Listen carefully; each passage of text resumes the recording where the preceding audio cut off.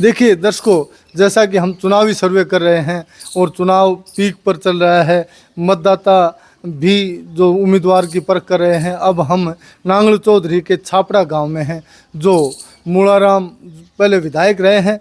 यहाँ के भी नब्ज़ टटोलते हैं, यहाँ के लोग क्या कहते हैं। यहाँ पर हम घूम रहे थे तो इन लोगों से बात होने की मौका लिया। कहाँ से हैं, इनसे बात करें। जी भाई साहब, कहाँ से हैं, क्या नाम? मेरा नाम कृष्णपाल महाशय है जी। गांव जैलाफ है जी मेरा गांव जो है नारनौल तहसील में पड़ता है। जी, तो आपका गांव नारनौल तहसील में है।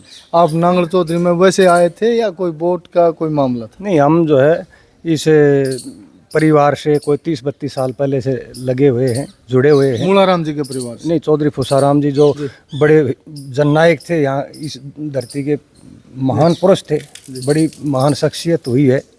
उन्होंने 36 बिरादरियों को लेकर के और राजनीति की है और बहुत हजारों नौकरियां दी इस क्षेत्र को। जैसे कल अमित शाह आए थे यहाँ पर नांगल चौधरी में, उनका क्या इम्पैक्ट मानते हैं, क्या असर मानते हैं? क्या बीजेपी को फायदा होने वाला है क्या? यहाँ अमित शाह जी आओ, चाहे कोई और भी बड़ा लीडर आओ, यहाँ उनका कोई असर नहीं है।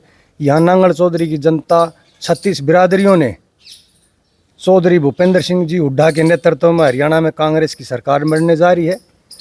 पूरे 36 बिरादरियों ने मन बना लिया है कि अब की बार चौधरी मंजू देवी को भारी मतों से जिताएंगे, ये मेरा विश्वास है। जैसे बीजेपी सरकार कर रही है, सड़कें बनाई हैं, बड़ा जाल बिछाया है, तो क्या बीजेपी को इसका कितना फायदा मिलने वाला है? केवल भूपेंद्र हुड्डा, पहले सड़कें भी टूटी हुई थी, आज भूपेंद्र हुड्डा का क्यों मान रहे हैं लोग?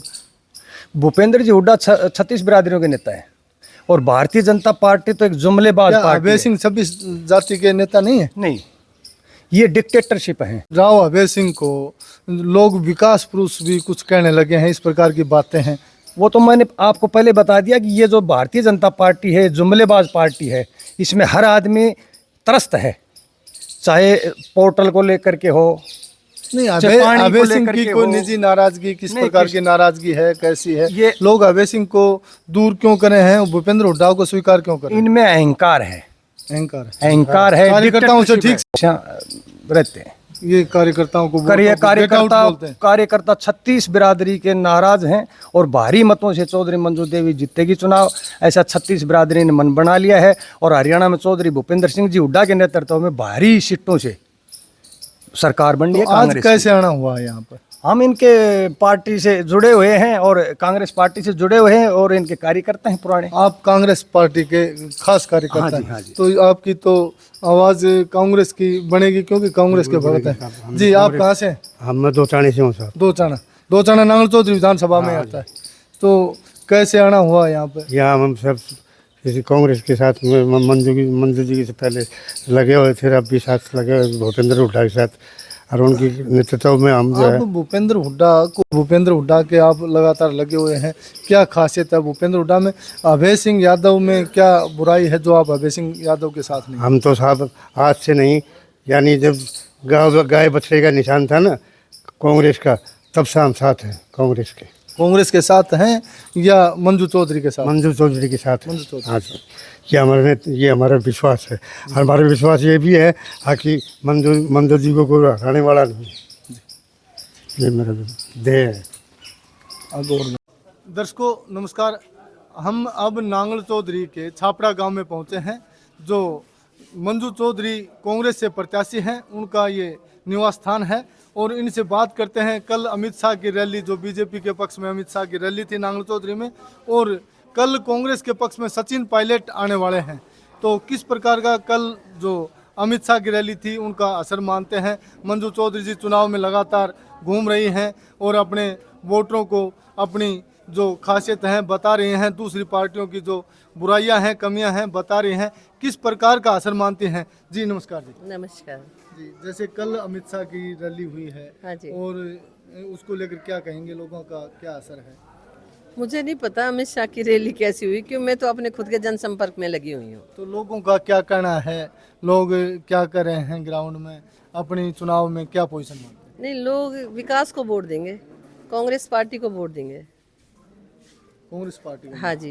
हमने कुछ लोगों से बात की है कि राव अभय सिंह थोड़े से अहंकारी आदमी हैं। हम थोड़ी देर पहले आपके गांव में आए थे, उन लोगों से बात की थी, तो वो कह रहे हैं अहंकारी हैं। आप में और अभय सिंह में क्या फ़र्क मानते हैं? लोग आपको ही वोट क्यों देंगे? जमीन आसमान का फर्क है, थोड़ा अहंकारी नहीं, बहुत अहंकारी। ज़्यादा अहंकारी। हाँ बिल्कुल। तो आप लोगों से बड़ी मिलनसार हैं, लोगों को किस प्रकार से असरदार लोगों के लिए आप आकृष्ट हो रहे? मेरे तो जैसी हूँ वैसी है और वैसी रहूंगी। तो लोगों से अच्छा रिस्पॉन्स मिल रहा है? लोग जन मतलब 36 बिरादरी का बहुत अच्छा मिल रहा है, लोग खुद आ रहे हैं। मैं बल्कि फ़ोन नहीं कर पा रही, लेकिन खुद आ रहे हैं। मैंने कहा ना, चुनाव 36 बिरादरी लड़ रही है, 36 बिरादरी का समर्थन मिल रहा है। तो कल सचिन पायलट जी आने वाले हैं, जो बड़े नेता हैं, बड़ा असर है। बागोत में भी उनकी रैली हुई अटेली विधानसभा में, और नांगल चौधरी के लिए कल आने वाले हैं, उनका क्या असर मानते हैं? नहीं, उनका तो पूरा असर है। वो भी 36 बिरादरी के नेता हैं। सचिन पायलट जी तो हमारे राष्ट्रीय लीडर है, तो उनका बहुत अच्छी लोग आने वाले हैं, अच्छी रैली होने वाली है। और जिग्नेश मेवाणी जी भी आने वाले हैं, उनका भी बहुत अच्छा है, वो भी अपने राष्ट्रीय लीडर हैं। तो हमारे दर्शकों को बताएं कब आने वाले हैं, कितने बजे आएंगे, कहाँ ये कार्यक्रम होगा? ये नांगल चौधरी जो बाईपास है, निजामपुर रोड, वहाँ पर आने वाले हैं और वो 12 बजे तक आ जाएंगे। कल दोपहर 12 बजे तक। हाँ जी। देखिए दर्शकों, यहाँ पर मंजू चौधरी जी ने बताया है कि सचिन पायलट कल 12 बजे दोपहर आ जाएंगे, और दर्शकों से अनुरोध है अधिक से अधिक मात्रा में आएं और उनके विचार सुने, और वोट देना उनका अधिकार है। सुनना, विचार सबका सुनना चाहिए। तो दीपेंद्र हुड्डा का भी कोई कार्यक्रम है यहाँ पर?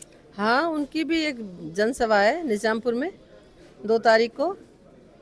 तो दीपेंद्र हुड्डा और सचिन पायलट दोनों बड़े नेता आ रहे हैं, क्या मानते हैं? ये तो बड़ा परिवर्तन होने वाला है।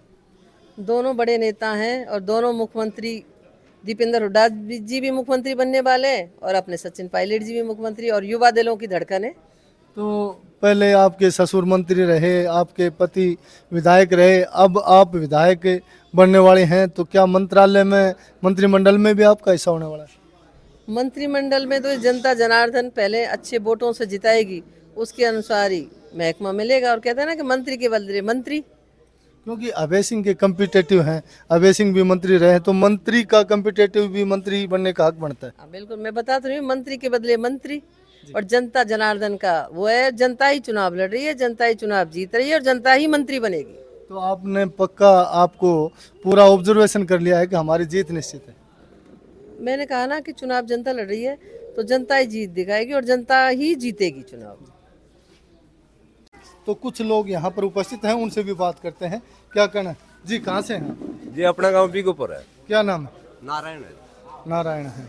तो नारायण, आपका नाम अच्छा है, भगवान का नाम है, तो क्या कहेंगे, भगवान का क्या आशीर्वाद, किसको आशीर्वाद मिलने वाला है? आशीर्वाद ये है कि फिलहाल मैं बीगोपुर निकट का रहने वाला हूँ। जैसे देख रहा हूँ कि कांग्रेस की आंधी चली हुई है। ये एक योग बैठ रहा है। योग कैसे? एक योग बैठा था ठीक आज से 5,500 साल पहले। तो उस टाइम सारी चीज़ 18 थी। जैसे 18 देशों की सेना थी, 18 अक्षरों की सेना थी, 18 दिन युद्ध चला, और भगवान श्री कृष्ण ने गीता का उपदेश दिया था, उसमें 18 ही लाइन है। तो ऐसा ही योग अब जनता जनार्दन बैठा रही है, हम देख रहे हैं, जनता में घूमते योग हैं। कैसे है? 18 का क्या आंकड़ा है? 18 का आंकड़ा यही है जी, जो बैठा, यानी कि एक आदमी तो चुनाव लड़ रहा है, 8 तारीख को डिक्लेयर कर देंगे, एक पहले आ गया और 8 बाद में आ गया, हो गया 18। योग बैठ रहा है। हमारी तो जीत निश्चित मान के इसलिए चल रहे हैं कि जनता के अंदर घूमते हैं, देखते हैं, तो उसी हिसाब से आपको बोल रहे हैं। ये मंजू चौधरी का 18 का आंकड़ा फिट बैठता है? हाँ जी बिल्कुल। जी जी, कुछ लोग और भी हैं, उनसे बात करें। जी भाई साहब, क्या नाम, कहाँ से हैं? मेरा गांव मौसमपुर है। मेरा नाम अजय है। तो क्या चुनाव की स्थिति मानते हैं? क्या आप भी 18 के आंकड़े को नजदीक लगा रहे हैं, या क्या कहेंगे? 18 का आंकड़ा तो जी बहुत नज़दीक है, और जैसे ही अब चुनाव आगे बढ़ रहा है, वैसे वैसे अपना एक प्रत्याशी हैं कांग्रेस की मंजू जी, उनका ग्राफ ये वो दिन तो दिन बढ़ते जा रहा है। तो अभय सिंह यादव भी मजबूत मंत्री रहे हैं, और बड़े मजबूत, शुरू से मजबूत अधिकारी भी रहे हैं, तो उनको लेकर क्या कहेंगे? उनका आंकड़ा कमजोर कैसे दिखाई दे रहा है आपको? उनका आंकड़ा जी, उनको खुद ही अपने पैरों पे कुल्हाड़ी मारने का काम कर रहे हैं। वो तानाशाही के ऊपर आ गए थे अभी।